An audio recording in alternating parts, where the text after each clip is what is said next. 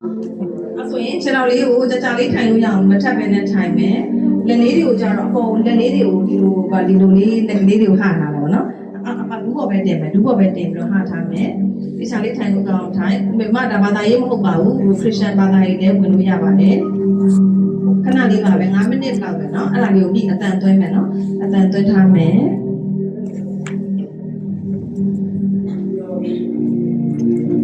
နှလုံးလေးကိုဖြင်းညင်းစွာပိတ်လိုက်ပါကိုယ့်ရဲ့အာယုံကိုနှာသီးဝမှာထားပါ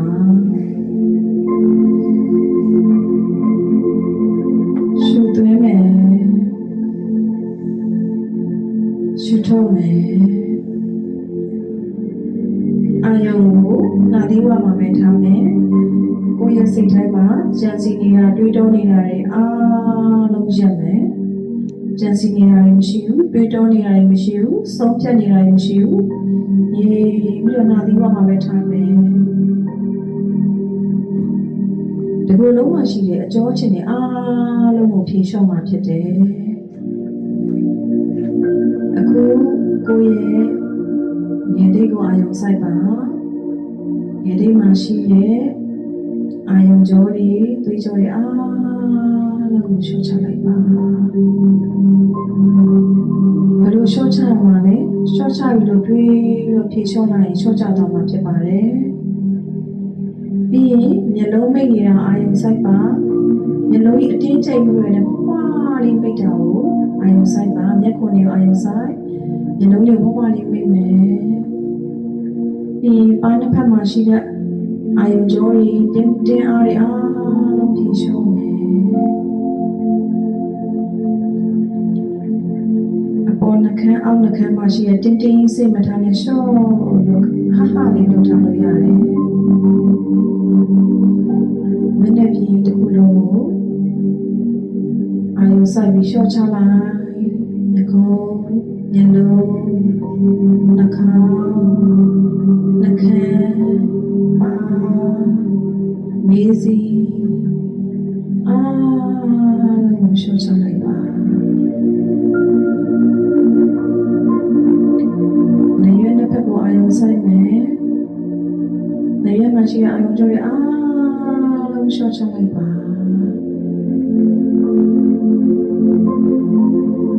နေပြီးအာယုံစိုက်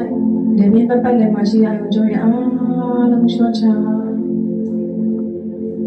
အခုနှစ်ဖက်ကိုအာယုံဆိုင်မယ်အခုတို့တွေတင်းနေလားမတင်းထားပါနဲ့အားလုံးလျှော့ချလိုက်အခုနှစ်ဖက်ကိုအားလုံးလျှော့ချပါပြီးရင်နှမောင်းနှစ်ဖက်အာယုံဆိုင်မယ်နှမောင်းနှစ်ဖက်ကိုလျှော့ချမယ်တောင်စေလက်ဖြံလက်ဖမိုးလက်ဖွာအားလုံးလျှော့ချမယ်ပြီးကိုယ့်ရဲ့ရင်ဘတ်တစ်ချမ်းလုံးအာယုံစားရင်ဘတ်တစ်ချမ်းလုံးအာယုံစားရှေ့ရင်ဘတ်တစ်ခုလုံးအားလုံးလျှော့ချတရားတွေအားလုံးလျှော့ချလိုက်ခန္ဓာကိုယ်မှာတည်နေတဲ့နေရာတွေဘယ်နေရာရှိနေလဲရင်ဘတ်တစ်ချမ်းလုံးမလိုက်ကြည့်ပါပြီးရင်ကြောဘတ်တစ်ချမ်းလုံးအာယုံဆိုင်ပါကိုယ်ကြောတွေတင်းနေလားခါကြောတွေတင်းနေလားခါရဲ့ဘေးကြောရဲ့အာယုံစားရှော့ချတင်ပစုံယ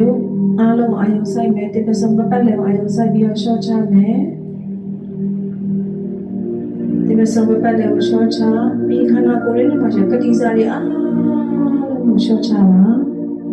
ကတိစားတွေအာယုံပြုရှော့ချပြီးရင်ပေါင်နှစ်ဖက်ကိုအာယုံဆိုင်ပေါင်တွင်းကြောပေါင်အပြင်ပေါင်တစ်ဖက်လုံးကိုရှော့ချမယ်ဒူးနှစ်ဖက်ခြေတလုံးခြေမျက်စိခြေကမိုးခြေဘဝအားလုံးကိုရှော့ချပါခန္ဓာကိုယ်ကြီးတစ်ခုလုံးမှာရှိတဲ့ nervous system လို့ခေါ်တဲ့အာယုံကြောတွေအားလုံးရှော့ချလို့ relaxation ဖြစ်သွားပြီခန္ဓာကိုယ်ကြီးကပေါ့ပါပြီးတော့အားလုံးမှာတရားတွေဘာမှမရှိတော့ရှော့ချလိုက်ပါပြီ ကိုယ့်ရဲ့အတွေ့ရလဲကိုယ့်ရဲ့အတွေ့အားလုံးဒီအာယုံမှာပဲအာယုံစိုက်ပါခန္ဓာကိုယ်ထဲမှာပဲရှိနေပါတွေးတောခြင်းကြံစည်ခြင်းဆုံးဖြတ်ခြင်းမရှိစေရအားလုံးရဲ့မမပြောနေတဲ့အတန်တိုင်းပဲအားလုံးလိုက်ပါစီမြောပါစကြဝဠာကြီးထဲမှာ energy တွေရှိတယ်စွမ်းရည်တွေရှိတယ်အဲ့ဒါတွေကိုမလို့ယုံကြည်ရမယ်ဘာသာပေါင်းများစွာကပို့တာတဲ့မေတ္တာတရားတွေရှိတယ် life force energy လို့ခေါ်တဲ့အသက်ဓာတ်တွေရှိတယ်စကြဝဠာကြီးထဲမှာစကြဝဠာကြီးကိုမြင်အောင်ပါစကြဝဠာထဲမှာရွှေရောင်လိုင်းတွေအားလုံးပြန့်လွင့်နေတယ်အဲ့ဒီရွှေရောင်လိုင်းတွေအဖြူရောင်လိုင်းတွေကစွမ်းရည်ပြည့်ရှိတယ် Hi, I'm Alex. I hate public speaking and never train my voice. I used to hate public Eddie, speaking, but I trained my you voice said with that. vocal image. If you're introverted, your voice can still make a strong impression. Vocal image Sure, is your young tone, lady. clarity, and presence. Just 10 အဖြူ minutes ရောင် a လိုင်း day. တွေဆိုအာယုံဆိုင်ပြီးမြင်ကြည့်ပြအောင်ကြည့်ပါအဲ့ဒါတွေက energy တွေဖြစ်တယ်အဲ့ဒီ energy တွေကစွမ်းရည်ရှိတယ်လူတွေအားလုံးပို့တာထားတဲ့မေတ္တာတွေကအဲ့ဒီအစကြပိုင်းထဲမှာပြန့်ပွင့်နေတယ်အဲ့ဒီ energy တွေကရွှေရောင်လိုင်းတွေအဖြူရောင်လိုင်းတွေကိုယ့်ရဲ့နေတွေထဲကနေပြီးတော့ကိုယ့်ရဲ့ခန္ဓာကိုယ်တွေကိုယ်ဝင်ရောက်လာတယ်လို့အာယုံပြုပါမယ်ရွှေရောင်လိုင်းတွေအဖြူရောင်လိုင်းတွေကငယ်လေးကနေခန္ဓာကိုယ်တစ်ခုလုံးဝင်ရောက်လာတယ်။ဘာအနေနဲ့ဝင်ရောက်လာလဲဆိုရင် healing energy ဖြစ်နေဝင်ရောက်လာတယ်။အဲ့ဒီ energy တွေကကိုယ်ခန္ဓာကိုယ်မှာရှိတယ်။ယောဂတွေအားလုံးကုသပေးနိုင်တယ်။ negative energy တွေအားလုံးကို healing လုပ်ပေးနိုင်တယ်နော်။အဲ့ဒါလေးကိုမြင်အောင်ကြည့်။အဲ့ဒီရွှေရောင်အဖြူရောင်လိုင်းတွေကခန္ဓာကိုယ်တစ်ခုလုံးမှာအားလုံးမှာပြန့်လွင့်ပြီးတော့စီးမြောနေတယ်။ဒီနေ့မှလည်းတွေးထွေးတဲ့ခံစားချက်တွေကိုအာရုံစိုက်ပါပေါ့ပါနေတယ်။လုံခြုံနေတယ်။အားလုံးကလုံခြုံနေပါလေ။ဒါဆိုရင်ကိုယ့်ရဲ့ဝန်တော်တက်ကိုထပ်ပြီးတော့ပြန်ပြီးတော့အာရုံစိုက်မယ်ခန္ဓာကိုယ်ထဲမှာ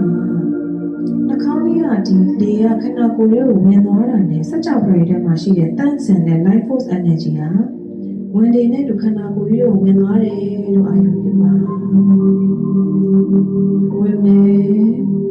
လေနဲ့ဒီစကြဝဠာထဲမှာရှိတဲ့တန့်စင်တဲ့ life force energy ဟာခန္ဓာကိုယ်လေးကိုဝင်သွားတယ်ပြီးရင်ထွက်နေတဲ့အတူခန္ဓာကိုယ်ထဲမှာရှိတဲ့ negative energy တွေအားလုံးပြန်ထွက်သွားတယ်လို့အာရုံစိုက်ပါဝင်နေ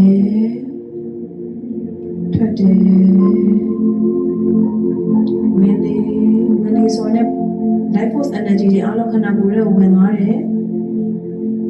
ထွက်နေတဲ့အတူခန္ဓာကိုယ်ထဲမှာရှိတဲ့မလုံလားတဲ့ negative energy တွေအားလုံးထွက်သွားပြီးတော့အာရုံပြုပါပြီးနောက်တစ်ခါဝင်တက်တဲ့အတူပျော်ရွှင်စရာကောင်းတဲ့ energy တွေခန္ဓာကိုယ်ထဲကိုဝင်လာပြီ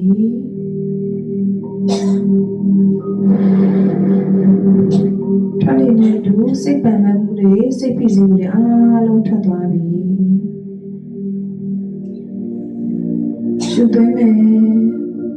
ပျော်ရွှင်စရာကောင်းတဲ့ energy တွေခန္ဓာကိုယ်ထဲကိုဝင်လာပြီရှုထုတ်မယ်စိတ်ပင်ပန်းမှုတွေစိတ်ဖိစီးမှုအားလုံးထွက်သွားပြီးတော့အာရုံပြုပါ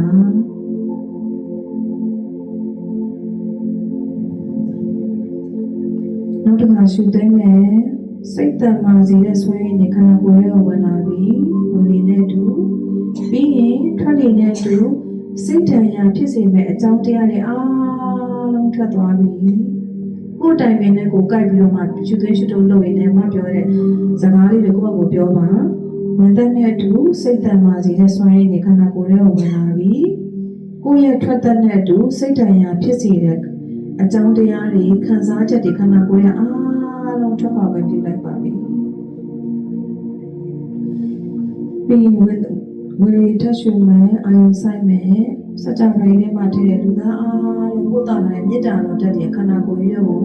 ဝင်တဲ့တူဝင်လာပြီမေတ္တာတက်တွေဝင်လာပြီပြီးရင်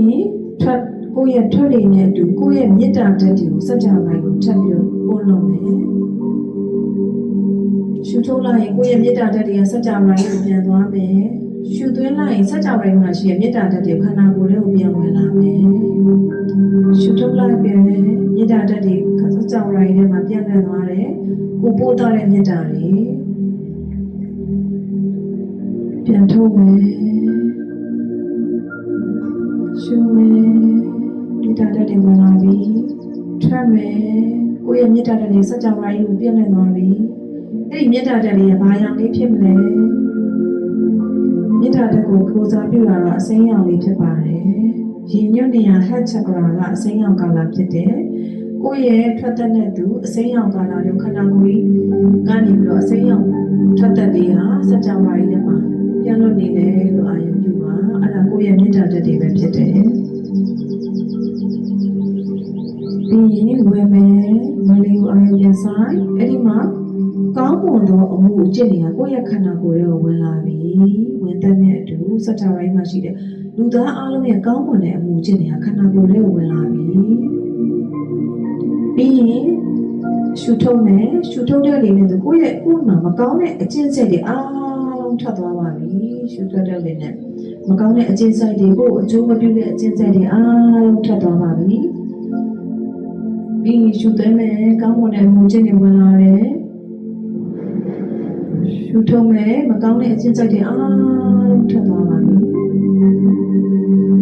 ပြီးရင်ထပ်ရှုသွင်းမယ်ဒီတစ်ခါဆိုရင်တော့ကိုယ့်ရဲ့ခန္ဓာကိုယ်လေးကိုစัจ java ရိုင်းထဲမှာရှိတဲ့ healing energy လို့ခေါ်တယ်ကိုယ့်ကိုယ်ကုသနိုင်တဲ့စွမ်းရည်တွေကဝင်လာတယ်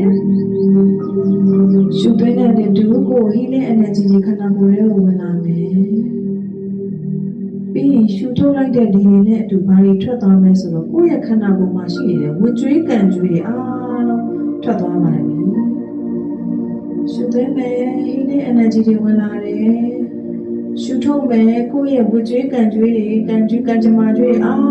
လုံးထွက်သွားပါပြီအဲ့ဒီကံကြွေးတွေကိုကာလာမျိုးမျိုးနဲ့ပုံဖော်လို့ရတယ်အနက်ရောင်လေးနဲ့ပုံဖော်လို့ရတယ်မိခိုးရောင်ပုံဖော်လို့ရတယ်ပုံဖော်ပြီးတော့ရှုထုတ်လိုက်ပါခန္ဓာကိုယ်လေးကနေကံကြွေးဝတ်ကြွေးတွေငါတို့စီမှာမရှိတော့ဘူးဘာဖြစ်လို့လဲဆိုတော့ energy တွေကိုငါတို့လဲတယ်လိုက်ပြီးစัจ java ရိုင်းမှာရှိတဲ့ healing energy ကိုလက်ခံတဲ့ခန္ဓာကိုယ်ထဲမှာရှိတဲ့ကံကြွေးဝတ်ကြွေးတွေကိုရှုထုတ်လိုက်ပါပြီပြီးဒီတစ်ခါနောက်ဆုံးတစ်ခါရှုသွင်းမယ်ဒီတစ်ခါတော့စัจ java ရိုင်းထဲမှာရှိတဲ့လက်လာပကောင်းစေတဲ့ energy တွေခန္ဓာကိုယ်ထဲဝင်လာပြီလက်ပွင့်စေမယ်ကံပွင့်စေမယ်ဉာဏ်ပွင့်စေမယ် energy တွေဝင်လာပြီအဲ့ဒီ energy ကိုဘာရောင်လေးနဲ့ပုံဖော်မလဲရွှေရောင်လေးလားဖြူရောင်လေးလားပုံဖော်ပြီးတော့ပန်းရောင်လေးလားမင်းမင်းဆိုရင်နော်ခန္ဓာကိုယ်ရဲ့ကိုဝင်ပေးပါအဲ့ဒီ energy ကလက်လာပါကောင်းစေတယ်ကံပွင့်စေတယ်ဉာဏ်ပွင့်စေတယ်ဆိုတော့ဓာတ်ဒီခန္ဓာကိုယ်ရဲ့ကိုဝင်ပြုမယ်ပြီးရင်ထွက်လေနဲ့အတူလက်ပိတ်နေတဲ့ကိုယ့်ရဲ့ကံကြွေးတွေအားလုံးထွက်သွားပြီလို့မြင်အောင်ပါအဲ့ဒီကံကြွေးတွေကိုအယောင်နဲ့ပုံဖော်လိုက်မိခိုးရောင်နေလားအနဲ့ရောင်နေလားမကြိုက်တဲ့အယောင်တစ်ခုနဲ့ပုံဖော်ပြီးထွက်ပါခွင့်ပြုလိုက်ပါကဲအခုဒီ energy healing ချိန်ကစပြီးငါတို့ရဲ့ခန္ဓာကိုယ်ဒီပိုပြီးပေါ်ပါလာပါပြီပိုပြီးတော့တန်မာလာပါပြီပိုပြီးပျော်ရွှင်စရာကောင်းတဲ့ဘဝတွေကိုပိုင်ဆိုင်လာပါပြီကံကြွေးဝတ်ကြွေးအားလုံးကြည်သွားပြီငါတို့ဒီလူသားများကိုအကျိုးပြုနိုင်သောသူတွေဖြစ်တယ်ကမ္ဘာကြီးကိုအကျိုးပြုဖို့ဝေဖွာလာသောသူတွေဖြစ်တယ်ခုနှစ်သားသမီးများကိုကယ်တင်နိုင်သောသူတွေဖြစ်တယ်ငါတို့ရဲ့လက်မှာ healing energy အပြည့်နဲ့လူတွေရဲ့ယောဂတွေခံစားနေရတဲ့နာကျင်မှုတွေပျောက်ကင်းအောင်ကုသနိုင်တဲ့သူတွေဖြစ်တယ်။ကိုယ့်ရဲ့လက်နှစ်ဖက်ကိုရွှေရောင်ကြီးတောက်ပနေတယ်လို့မြင်အောင်လိုက်ပါ။ဒီနေ့အစပြီးဒီလက်တွေဟာလူသားတွေရဲ့ယောဂတွေကုသနိုင်တဲ့ energy အပြည့်ရှိတဲ့လက်တွေဖြစ်သွားပြီ။ငါတို့လက်နဲ့ထိလိုက်တိုင်းခုနှစ်သားသမီးတွေကပုံပေါ်ပါပျော်ရွှင်လာတယ်။ယောဂတွေပျောက်ကင်းလာတယ်။ဒီလက်တွေကိုငါတို့ပိုင်ဆိုင်ပါပြီ။ အုပ်စုတွေစီရင်စစ်တွေဒီလေစီရင်စစ်တွေရဲ့လက်တွေဒီလုပ်ငန်းကြီးကိုပုံမတိုးထက်အောင်မြင်အောင်လုပ်ပေးနိုင်တဲ့လက်တွေဖြစ်သွားပြီ။ခေါင်းဆောင်တွေရဲ့လက်တွေဒီလေဒီလုပ်ငန်းမှာမိကိုနေတဲ့သရက်ပစ်တွေကိုကောင်းရာကောင်းကျိုးလမ်းညွှန်နိုင်တဲ့လက်တွေဖြစ်သွားပြီ။စပူမိုးတွေရဲ့လက်တွေဒီလေကိုချက်ကျွေးလိုက်တဲ့ဟင်းရများသည်အရသာပြေဝသောပုံမကျမ်းမာစီသောဟင်းရများဖြင့်လှုပ်ဆောင်နိုင်သောဟီလင်းဟန်တွေဖြစ်သွားပါပြီ။ security ရဲ့လက်တွေသည်ဒီလုပ်ငန်းကြီးကိုလုံခြုံမှုအပြည့်ပေးနိုင်သော customer များကိုလုံခြုံမှုပေးနိုင်သောလက်တွေဖြစ်သွားပါပြီ။ညနာကိုပြုံးလိုက်ပါပြုံးလေးထားပြီးတော့ခုနေရာမှာအာယုံပြန်ဆိုင်ထိတွေ့နေတဲ့အာယုံဆိုင်ရှုသွင်းနေတဲ့အာယုံဆိုင်ဒီပြုံးလေးထားပြီးတော့မျက်လုံးလေးကိုဖွင့်လိုက်ပါဘုရားအသက်တပံပြန်လဲဝေးဖွာလာပါပြီပိုကောင်းတဲ့ next step next version ကိုရောက်ရှိသွားပါပြီခဏလေးကိုပြုံးလေးထားပါဘုရားတာမန်လို့တော့ဘူးလူသားအကျိုးပြုနိုင်တဲ့သူတွေဖြစ်သွားပါပြီ